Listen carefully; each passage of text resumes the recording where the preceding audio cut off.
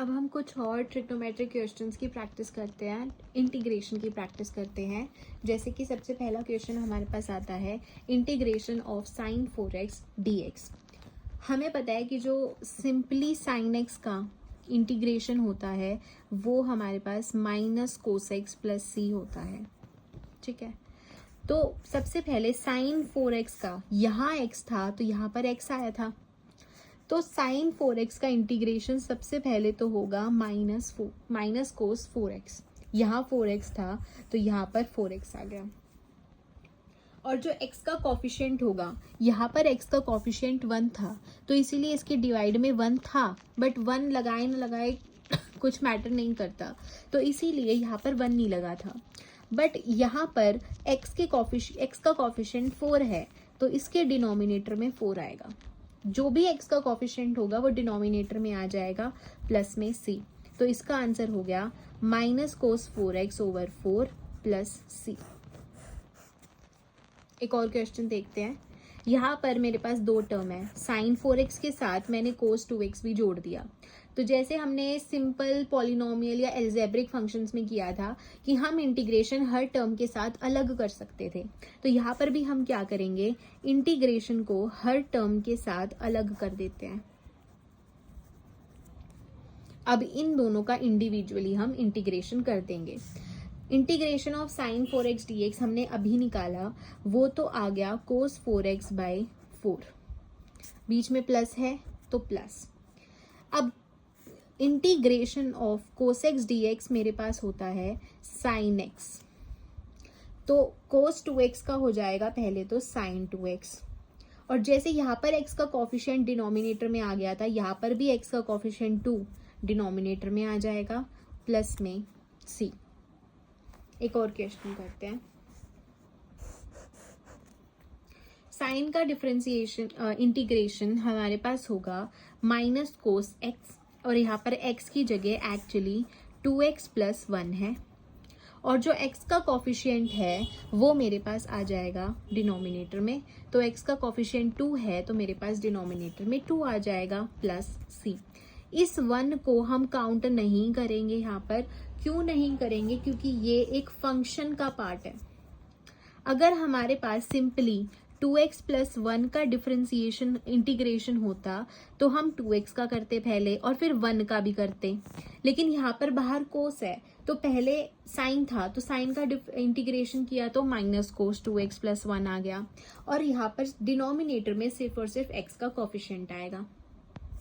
Okay, next हमारे पास है 3 term है इस पार्ट के अंदर, दिस दिस एंड दिस। हम सबसे पहले इंटीग्रेशन को हर टर्म के साथ अलग कर देते हैं। इंटीग्रेशन ऑफ e की power 3x minus integration of 2e की power x plus integration of 1 over x dx, सबके साथ dx है। ठीक है, मतलब हमें x के रिस्पेक्ट में इन सभी पार्ट का क्या करना है, इंटीग्रेशन करना है। हमने किया था डेट इंटीग्रेशन ऑफ e की पावर ax क्या था, e की power ax divided by a plus c। जो x का कॉफिशिएंट था वो डिनोमिनेटर में आ रहा था तो यहाँ पर भी यही चीज आएगी। e की पावर 3x का इंटीग्रेशन होगा e की power 3x divided by x का कॉफिशिएंट दैट इज 3।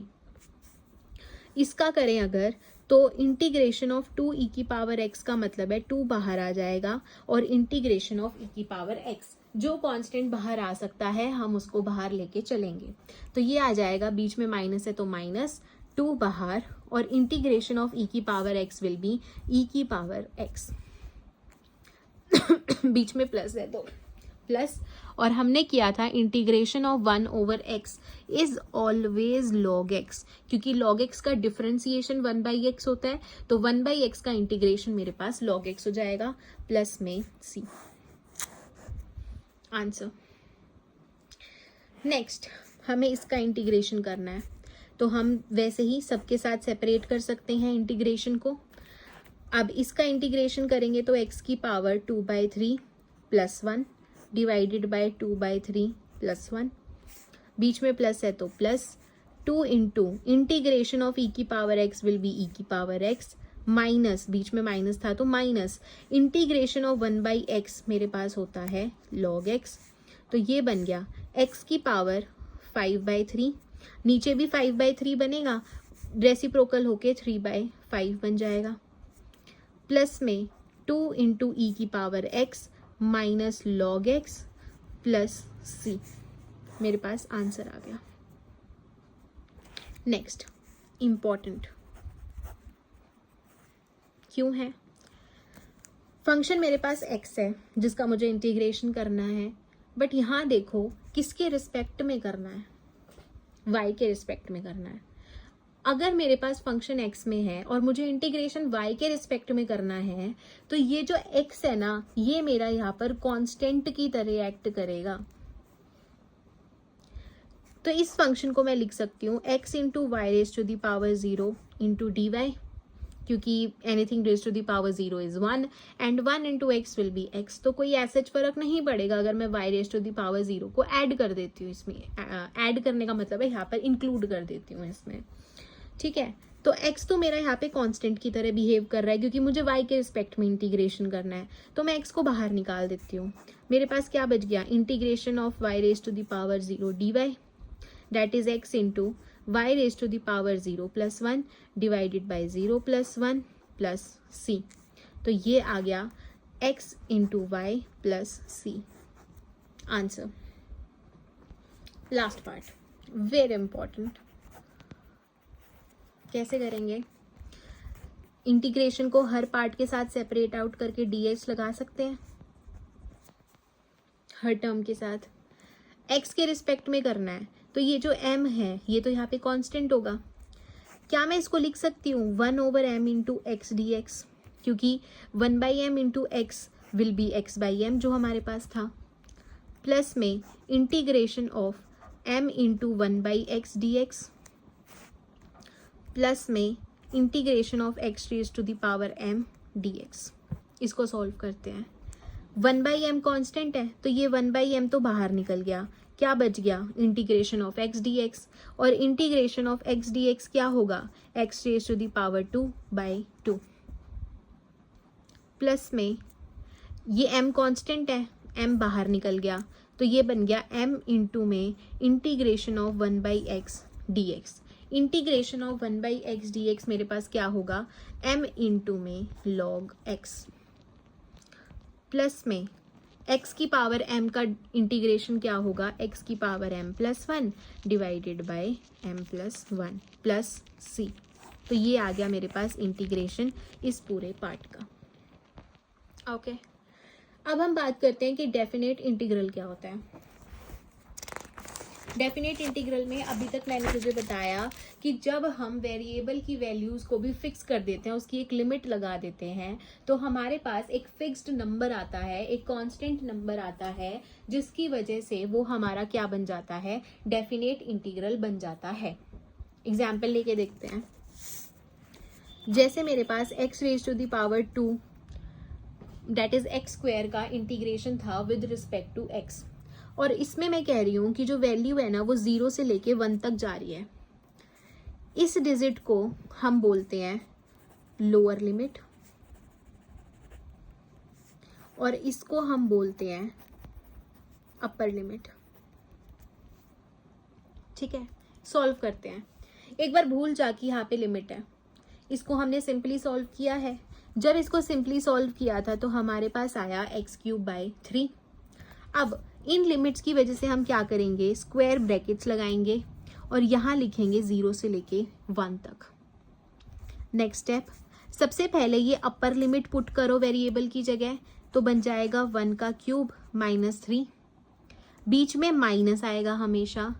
अब लोअर लिमिट पुट करो तो 0³ डिवाइडेड बाय 3, 1³ इज 1, नीचे आ गया 3 और ये हो जाएगा 0³ इज 0, 0/3 इज 0, तो मेरे पास आंसर क्या आ गया 1/3।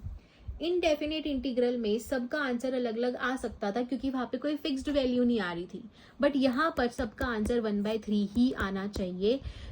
जैसे ना इंटीग्रल के जो क्वेश्चंस होते हैं ना उनको सॉल्व करने के लिए हमारे पास आगे और भी कॉम्प्लेक्स क्वेश्चंस आएंगे, उसके अंदर क्या होता है कि हम उनको सॉल्व करने के लिए बहुत अलग अलग ट्रिक्स लगा सकते हैं। अगर मेरे माइंड में एक ट्रिक आई तो दूसरे के माइंड में दूसरी ट्रिक आ सकती है, तो इसीलिए आंसर्स ना इनडेफिनेट इंटीग्रल में डिफर कर जाते हैं। बट जब हमारे पास लिमिट फिक्स हो जाती है, मतलब 0 से लेके 1 तक लिमिट अगर मैं फिक्स कर दूं, तो जो भी हमारे पास इनडेफिनिट इंटीग्रल का आंसर आया था, तो उसमें अगर मैं ये वैल्यूज पुट कर दूं, मतलब लिमिट पुट कर दूं, तो सबका आंसर सेम आना चाहिए, सबका आंसर एक ही होना चाहिए डेफिनेट इंटीग्रल के अंदर। एक और एग्जाम्पल लेके चलते हैं, ट्रिग्नोमेट्रिक एग्जाम्पल लेके चलते हैं, जैसे कि साइन एक्स dx है। इसमें मैं कह रही हूँ कि जो x की वैल्यू है वो 0 से लेके π/2 तक जा रही है। π/2 का मतलब क्या था, 90 डिग्री तक जा रही है। तो हम क्या करेंगे, सबसे पहले सिंपली जैसे इंटीग्रेशन करते हैं वैसे इंटीग्रेशन कर देते हैं। तो साइन एक्स का इंटीग्रेशन होता है माइनस का कोस एक्स। अब लगाया स्क्वायर ब्रैकेट और वैल्यूज पुट कर दी 0 से लेके 90 तक। अब हम क्या करेंगे, सबसे पहले जो आंसर आया है उसमें अपर लिमिट पुट करेंगे वेरिएबल की जगह, जिसके रिस्पेक्ट में हम पुट कर रहे हैं ना, जिसके रिस्पेक्ट में हम इंटीग्रेशन कर रहे हैं, उसी वेरिएबल की जगह की अपर लिमिट और लोअर लिमिट रखी जाएगी।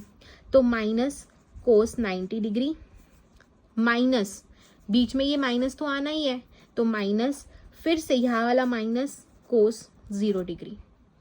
अब कोस 90 मेरे पास होता है 0, माइनस माइनस मेरे पास होता है प्लस, और कोस 0 मेरे पास होता है 1। तो मेरे पास आंसर क्या आ गया, 1 आ गया। अगर मेरे पास इंटीग्रेशन ऑफ e की पावर 2x dx है और मैं x की वैल्यू 2 से लेके 4 पुट कर रही हूँ, लिमिट पुट कर दी, लोअर लिमिट मेरे पास होगी 2 और अपर लिमिट मेरे पास हो गई 4। इसका इंटीग्रेशन करते हैं। सिंपली अगर मैं इसका इंटीग्रेशन करूं तो e की पावर 2x/2 आएगा।